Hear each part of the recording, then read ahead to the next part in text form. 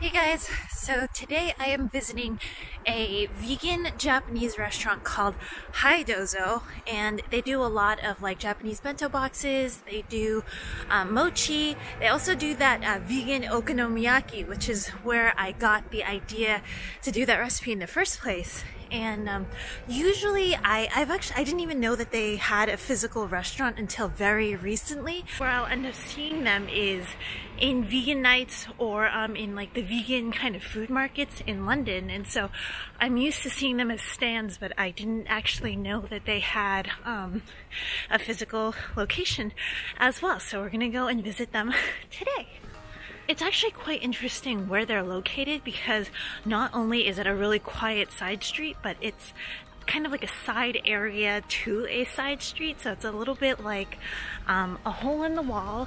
It's quite peaceful. It's super quaint. And I think that if you didn't know that there was a restaurant here, you wouldn't think that the restaurant was there. So.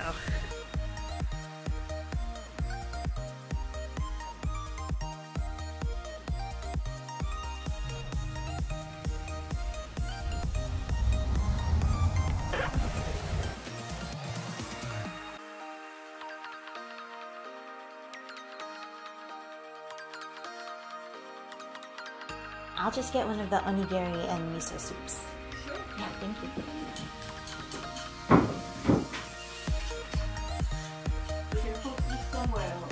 I'll tag you in on it. Oh. Did you put any dates in it, or is it just banana? Just sweetened with... Banana. I think the dates is good. I'll try it. Yeah. Okay, so I'm gonna start off with the onigiri first, and sorry for the voiceover because I literally whispered inside the restaurant so you guys can't hear anything. But the onigiri is that triangular kind of sushi piece that has omeboshi plums in it. So it's pickled and salted plums that add a nice kind of tang, but also a nice saltiness just to the rice.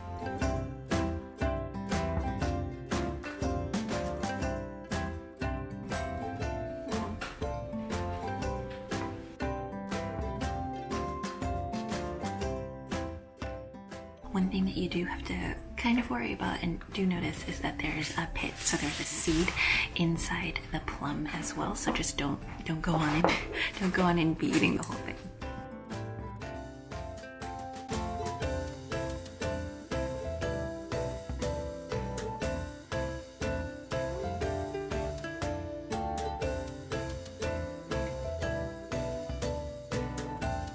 So the lunch set is basically served with 3 pieces of gyoza, or 3 pieces of dumplings as well. And so the inside of these dumplings are, it's quite nice. It's actually filled with kale, which is kind of a green that I wouldn't normally expect inside of a dumpling, but it works because of the earthiness of it as well.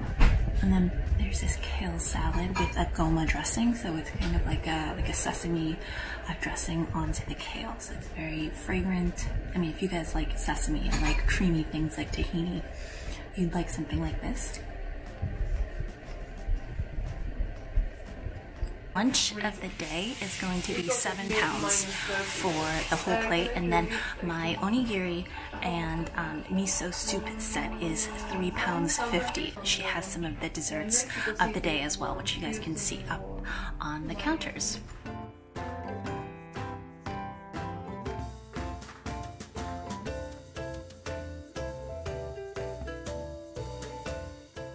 Okay, so I just finished having lunch and it was so cozy but so quiet in there, and there were 2 other girls sitting, so I didn't want to interrupt them. The nice thing about that space is you saw how small it is, so it's really nice and cozy.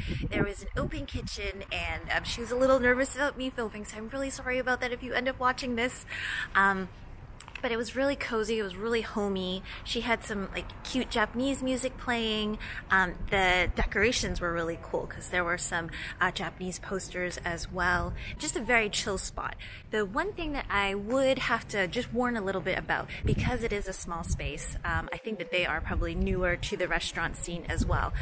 Everything is made to order. Like, I think that she had some stuff prepared beforehand, but she does make everything from start to finish. So that means that if you guys aren't in a rush, then maybe this place is not necessarily the best, but if you do have some time to kind of like chill around, listen to some music, then it's quite a nice place. In terms of the food itself, it was nice. It was not too heavily flavored, so it's something where if you do think that you need more sauce or more soy sauce, you can feel free to ask her, because it's a very homey atmosphere, and she'll just come around and talk to you and stuff as well. So anyways guys, I hope you all enjoyed having a vegan Japanese lunch with me at Dozo, and I will see you guys again soon, okay?